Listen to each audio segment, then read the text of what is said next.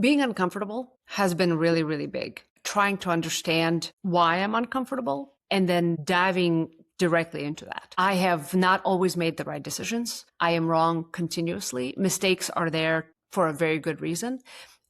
Kind of interrogating the why. And what I found is that sometimes I'm a little bit of a people pleaser and I go too broad on trying to solve problems for other folks. What I've learned in the past, just a little bit, is how to say no. And that has been incredibly empowering. Now, can I say it all the time? No. But when used appropriately with the proper education of the why and the interrogation of the why, this becomes really, really powerful. I've learned that I cannot help others if I can't help myself. And this has been a wonderful thing to think about.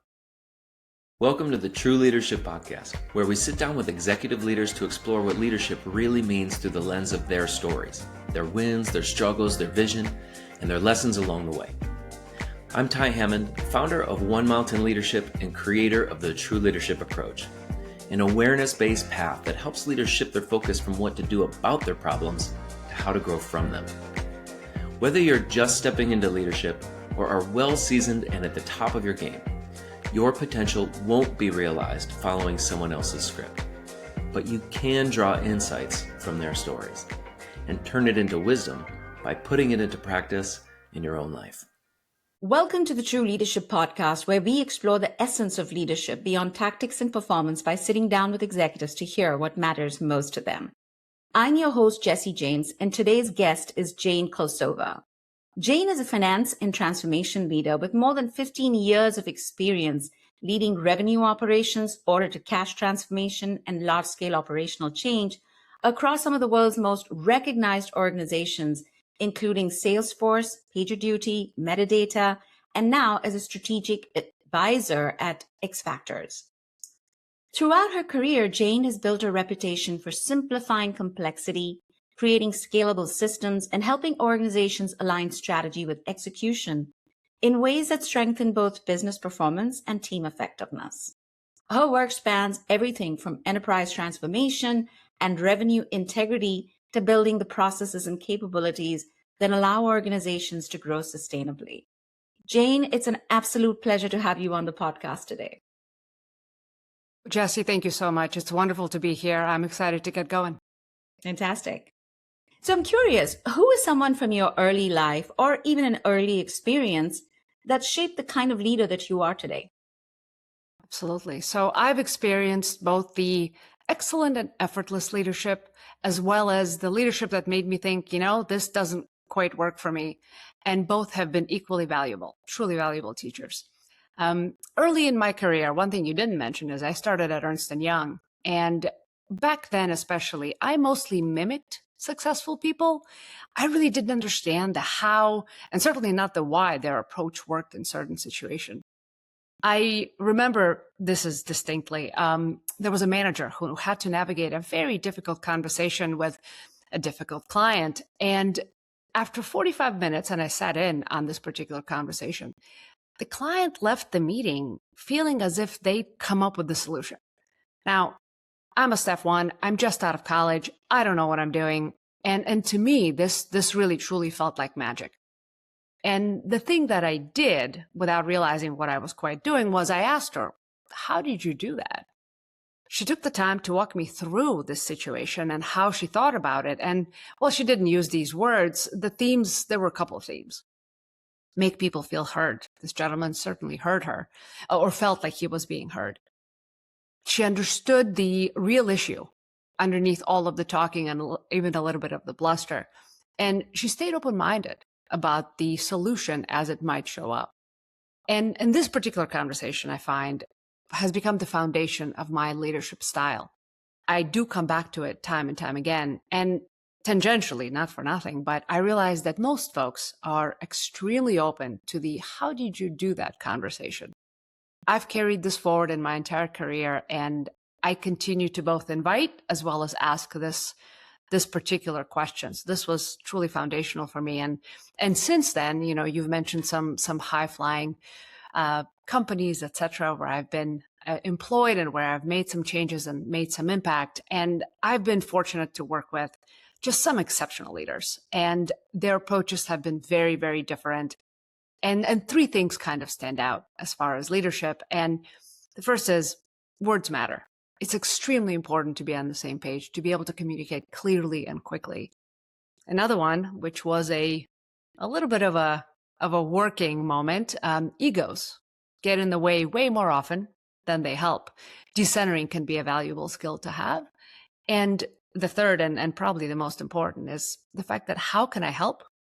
That particular question is one of the most powerful trust building questions that a leader can ask their folks. Beautiful.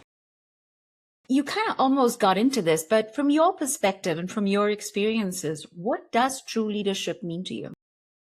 Yeah, for me, it's all about servant leadership. I wasn't even familiar with this particular concept until Mark Hawkins became Salesforce CFO. This was a number of years ago. He embodied what this meant with his daily words, his actions, his overall approach. This style in particular resonated with me and very quickly became a core value. And what this really meant for me in the real world was I worked to remove obstacles for my team. I helped folks really develop their skill sets. That became something I truly enjoyed. And most importantly, and probably the most difficult part of servant leadership, is I strive to create clarity around where we were headed as a company, as a team, even as a one-on-one manager and person, reporting through. You can imagine this was not always clean or pretty, but progress was what we focused on. And once people understand the strategy, the desired outcomes, then accountability becomes really quite a bit easier. It stops being a point of friction or something to really worry about. And one of the other things that Mark really truly showed to all of us is that no matter how good you are at servant leadership, none of it works without trust and respect. And in order to build those day in and day out as a leader, as a manager, no matter what level you are, it's about consistency, it's about follow through, and it's about incorporating feedback as facts change. It's that decentering moment. When facts change, you've got to react, you've got to be there. The evolution is what makes all of this work together. Yeah, that's fascinating. And, I'd love to kind of continue, kind of go a little deeper here. Can you share about a time when you realized that your way of leading or living, it no longer really met the demands of your work and life, and that growth was needed? Absolutely. I think this is an ongoing moment for folks running through their careers. But I think the easiest way to talk about this is the current situation. We are in a time of change, time of technological upheaval. There's so much uncertainty, right? And I continue to be, even with that list of accomplishments that you went through, thank you, by the way, I'm still a middle manager, right? So my biggest thing, that the biggest growth area remains focus. It's so incredibly busy. It's so incredibly easy to stay busy rather than effective, right? There's a constant flow of emails, Slacks, questions from the higher ups, AI discussions, by the way. We haven't mentioned that yet today, so we got to tick that box. And I would love to use AI as the example here.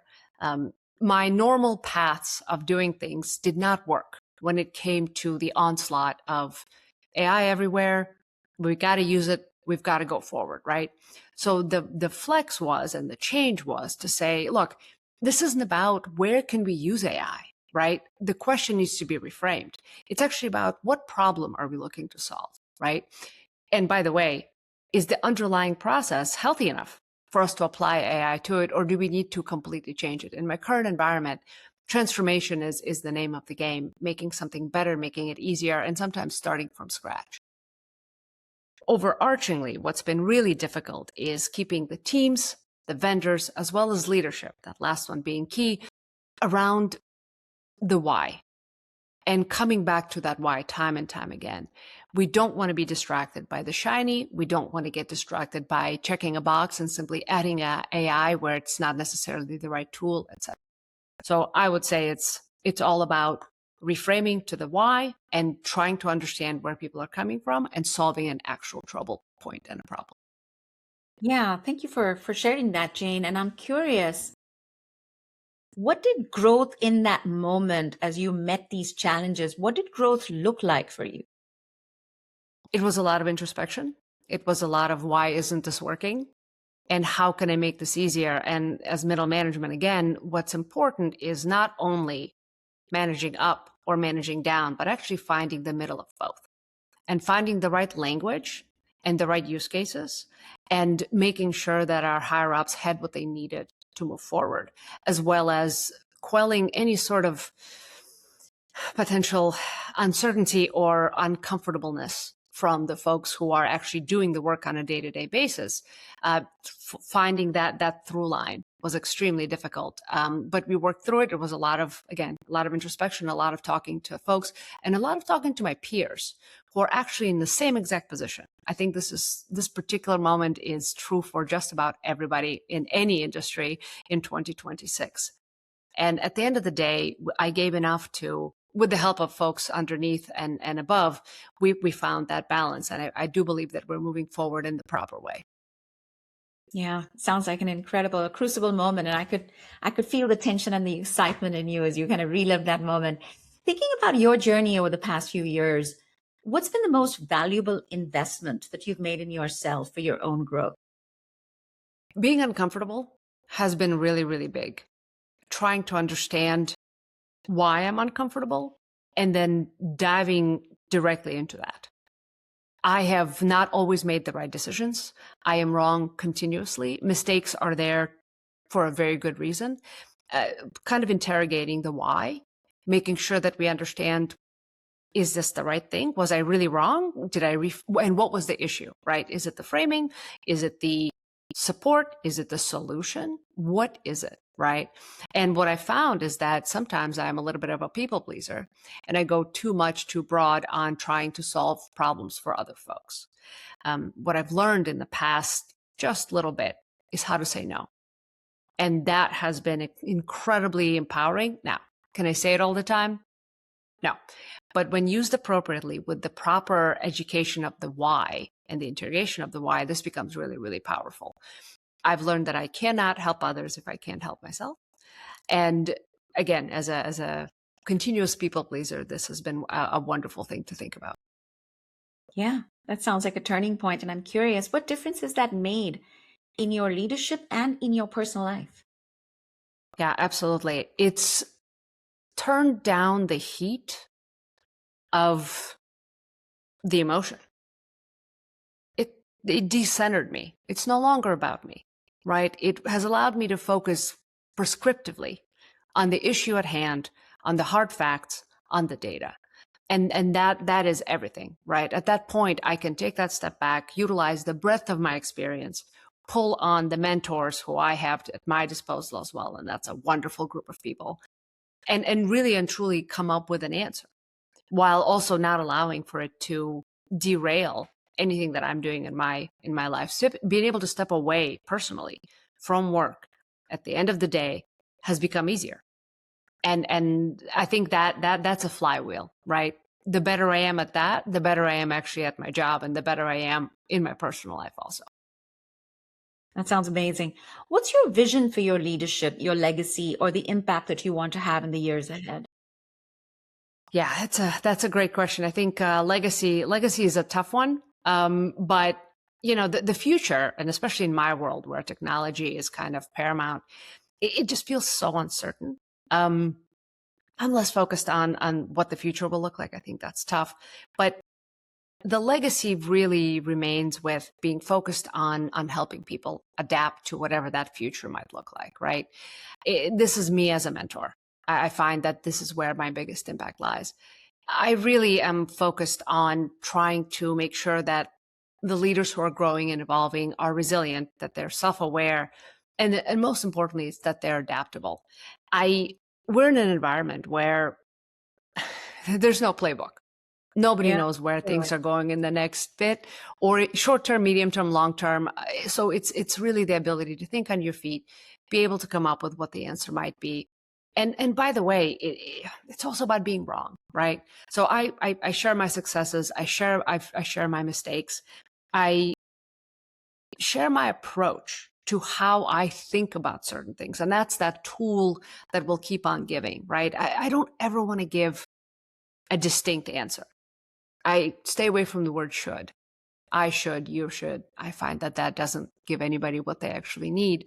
But those skill sets of how do we approach this particular problem? How do we carry this forward? How do we stay curious? Where do you feel most tested right now? Like, what challenges are stretching you the most, both in leadership and life? I think I mentioned focus. That continues to be the thing. There's so much information. There's so many input points. What's important? When do we move? How do we react quickly, but not too quickly? And how do we finish something? To me, it is very easy to start things right now, to vibe code, to put together an analysis, to get down deep into an LLM and go through whatever it might be. It's not useful unless you finish it, unless you get ROI, unless you get something out of it. And that has been difficult. Now, mind you, take that and put it together with lack of clarity as far as where we're going as a country, as a world, as a company, all the way down into the team one-on-one level. And the lack of clarity, and that's been my job, is keep focus, create clarity where we can, and move things forward to finish them. I think, honestly, these are not issues and troubles that are mine specifically. This is not a snowflake moment. I think most middle managers especially have exactly this point. And the way that I approach it is with empathy. It's all about understanding people, where they are, what's happening in their world, and trying to scale some of that, right? Maybe it's a discussion with my managers, maybe it's just a discussion with my directors, whatever that might be. But it is an incredibly difficult time right now, and staying focused is the key. Yeah. I mean, it's definitely a historical moment, right? These times today feels like VUCA on steroids. And I'm curious, as you talk about empathy and you talk about staying centered and focused, what are the ways that you feel you need to grow and develop to meet these challenges and also the vision that you shared? Yeah, that's a wonderful, wonderful question. And I think it's a combination of allowing myself to stop doing certain things to make room for that learning. I find that at my level, it's not about skill sets. It's about capacity. It's about trying to understand the who, what, where, and why, but not, it's not about prompting an LLM anymore, right? It's about what kind of process are we looking at to make sure that we get ROI out of a transformational approach to a system, right? And it's at that higher level. And where do we need to stop doing things? I find myself, I'm not a negative person. No is a difficult, well, first of all, no is a complete sentence, but it's also a difficult one to put forward out there. And I find that the more I use that, the easier it gets to kind of get to a point and get things done.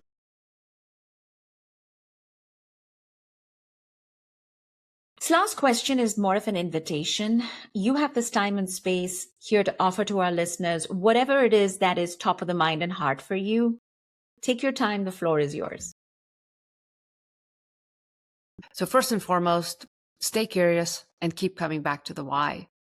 The pace of change, especially currently, can feel overwhelming, and absolutely nobody has a perfect map for the next few years. I think secondly, it's about focusing on the core problem. And I know I've mentioned it here today. Don't be afraid to say no. I think it's actually one of the most important capabilities that a leader can have in the moment. And if there's one thing I can leave folks with, it's this: finish the thing.